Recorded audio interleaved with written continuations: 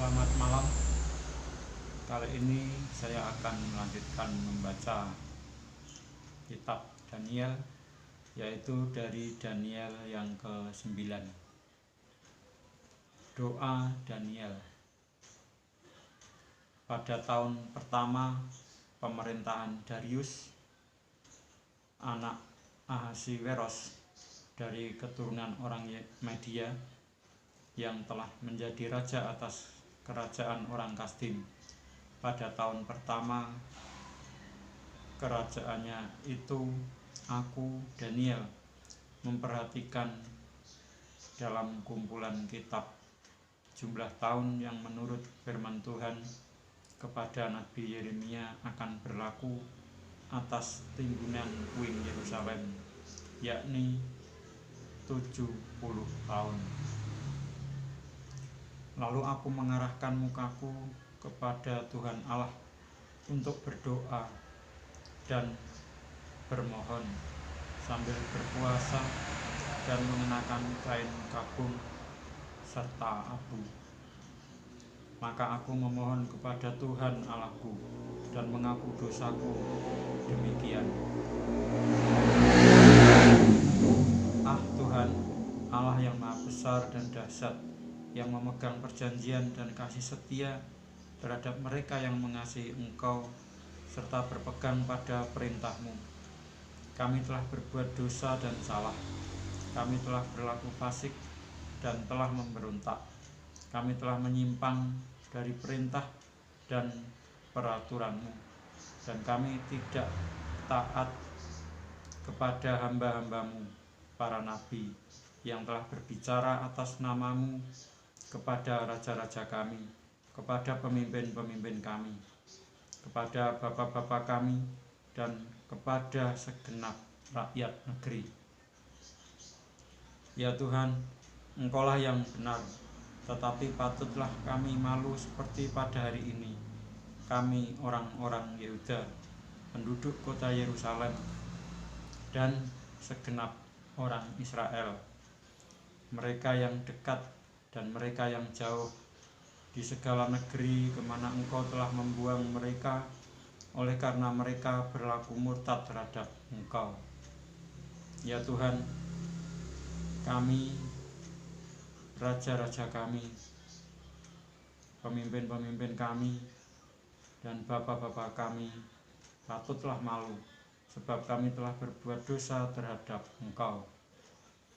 Pada Tuhan Allah kami ada kesayangan dan keampunan, walaupun kami telah memberontak terhadap Dia dan tidak mendengarkan suara Tuhan Allah kami, yang menyuruh kami hidup menurut hukum yang telah diberikannya kepada kami dengan perantaraan para nabi, hamba-hambanya.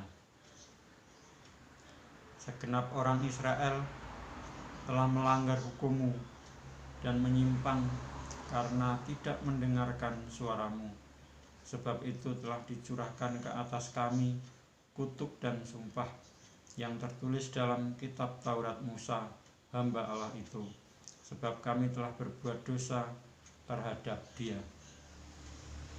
Dan telah ditetapkannya firman-Nya yang diucapkannya terhadap kami dan terhadap orang-orang yang telah memerintah kami, yakni bahwa akan didatangkannya kepada kami malapetaka yang besar, yang belum pernah terjadi di bawah semesta langit, seperti di Yerusalem, seperti yang tertulis dalam kitab Taurat Musa. Segala malapetaka ini telah menimpa kami, dan kami tidak memohon belas kasihan Tuhan Allah kami dengan berbalik dari segala kesalahan kami dan memperhatikan kebenaran yang daripada-Mu. Sebab itu Tuhan bersiap dengan malapetaka itu dan mendatangkannya kepada kami, karena Tuhan Allah kami adalah adil dalam segala perbuatan yang dilakukannya, tetapi kami tidak mendengarkan suaranya. Oleh sebab itu, ya Tuhan Allah kami, yang telah membawa umat-Mu keluar dari tanah Mesir dengan tangan yang kuat dan memasyurkan nama-Mu, seperti pada hari ini kami telah berbuat dosa, kami telah berlaku fasik. Ya Tuhan, sesuai dengan belas kasihan-Mu, biarlah kiranya murka dan amarah-Mu berlaku. Saya ulangi. Ya Tuhan, sesuai dengan belas kasihan-Mu, biarlah kiranya murka dan amarah-Mu berlalu dari Yerusalem, kota-Mu, gunung-Mu yang kudus, sebab oleh karena dosa kami dan oleh karena kesalahan nenek moyang kami, maka Yerusalem dan umat-Mu telah menjadi cela bagi semua orang yang di sekeliling kami. Oleh sebab itu, dengarkanlah ya Allah kami, doa hamba-Mu ini dan permohonannya, dan sinarilah tempat kudus-Mu yang telah musnah ini dengan wajah-Mu demi Tuhan sendiri. Ya Allahku, arahkanlah telinga-Mu dan dengarlah, bukalah mata-Mu dan lihatlah kebinasaan kami dan kota yang disebut dengan nama-Mu, sebab kami menyampaikan doa permohonan kami ke hadapan-Mu, bukan berdasarkan jasa-jasa kami, tetapi berdasarkan kasih sayang-Mu yang berlimpah-limpah. Ya Tuhan, dengarlah. Ya Tuhan, ampunilah. Ya Tuhan, perhatikanlah dan bertindaklah dengan tidak bertangguh, oleh karena Engkau sendiri Allahku, sebab kota-Mu dan umat-Mu disebut dengan nama-Mu. 70 kali 7 masa.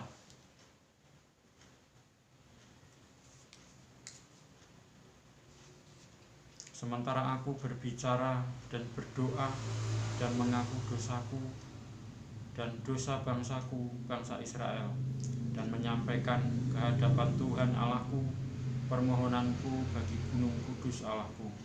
Sementara aku berbicara dalam doa, terbanglah dengan cepat ke arahku Gabriel, dia yang telah kulihat dalam penglihatan yang dahulu itu pada waktu persembahan korban petang hari. Lalu ia mengajari aku dan berbicara dengan aku, Daniel, sekarang aku datang untuk memberi akal budi kepadamu untuk mengerti. Ketika engkau mulai menyampaikan permohonan, keluarlah suatu firman. Maka aku datang untuk memberitahukannya kepadamu, sebab engkau sangat dikasihi. Jadi camkanlah firman itu dan perhatikanlah penglihatan itu.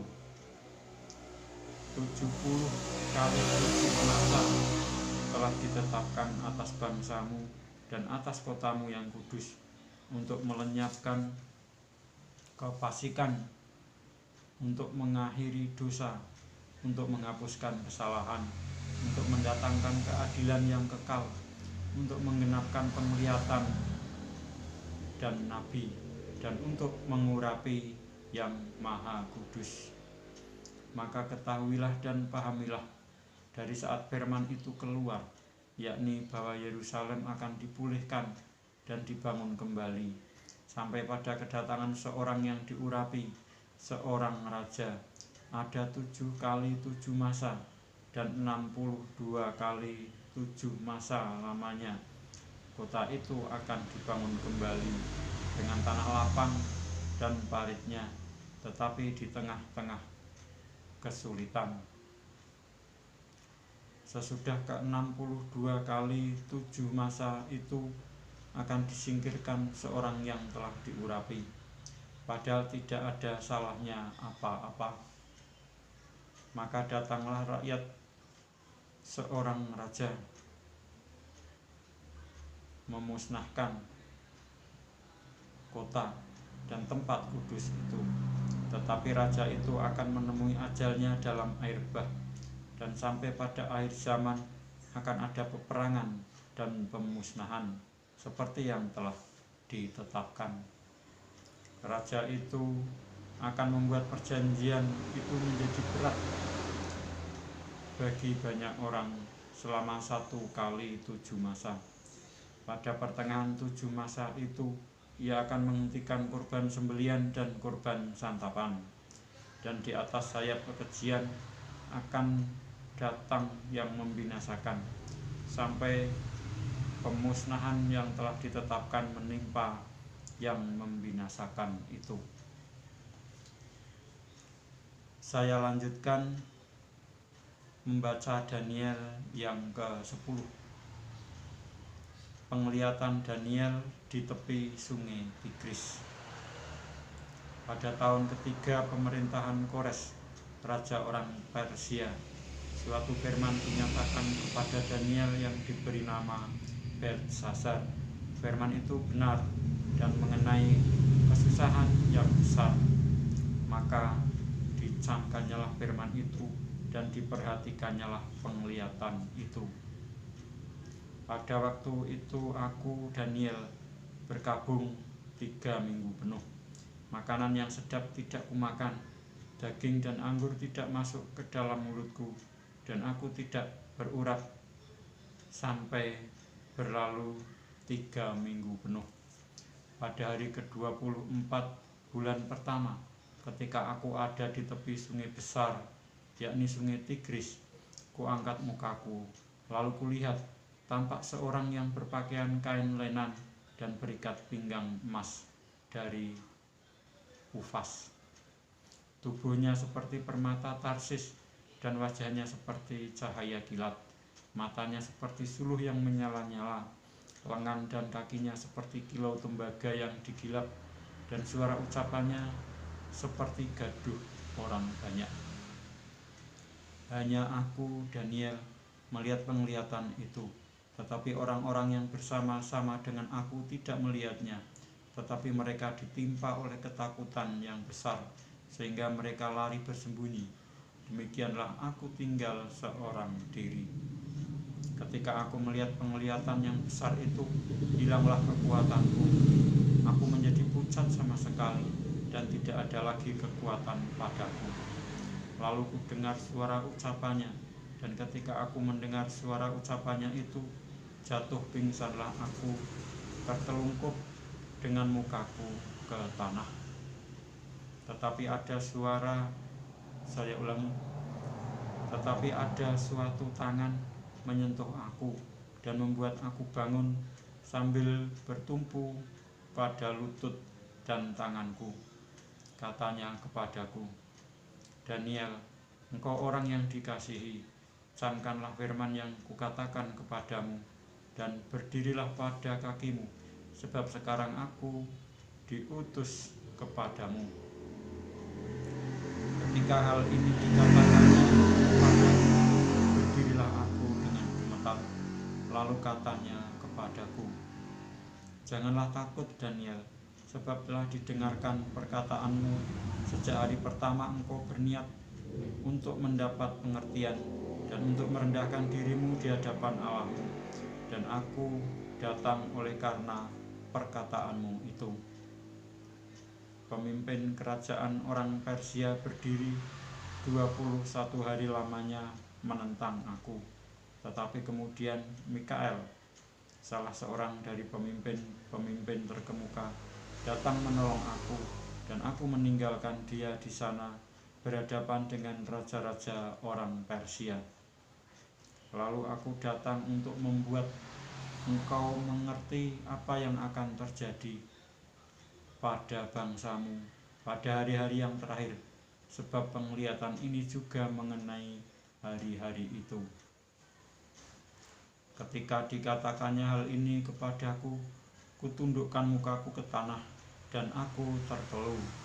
Tetapi sesuatu yang menyerupai manusia menyentuh bibirku. Lalu kubuka mulutku dan mulai berbicara. Kataku kepada yang berdiri di depanku itu, Tuanku, oleh sebab penglihatan itu aku ditimpa kesakitan, dan tidak ada lagi kekuatan padaku. Masakan aku, hamba Tuanku ini, dapat berbicara dengan Tuanku? Bukankah tidak ada lagi kekuatan padaku, dan tidak ada lagi nafas padaku? Lalu dia yang rupanya seperti manusia itu menyentuh aku pula, dan memberikan aku kekuatan, dan berkata, Hai engkau yang dikasihi, janganlah takut, sejahteralah engkau, jadilah kuat, ya, jadilah kuat. Sementara ia berbicara dengan aku merasa kuat lagi dan berkata, berbicaralah kiranya Tuanku, sebab engkau telah memberikan aku kekuatan. Lalu katanya, tahukah engkau mengapa aku datang kepadamu? Sebentar lagi aku kembali untuk berperang dengan pemimpin orang Persia, dan sesudah aku selesai dengan dia, maka pemimpin orang Yunani akan datang. Namun demikian, aku akan memberitahukan kepadamu apa yang tercantum dalam kitab kebenaran.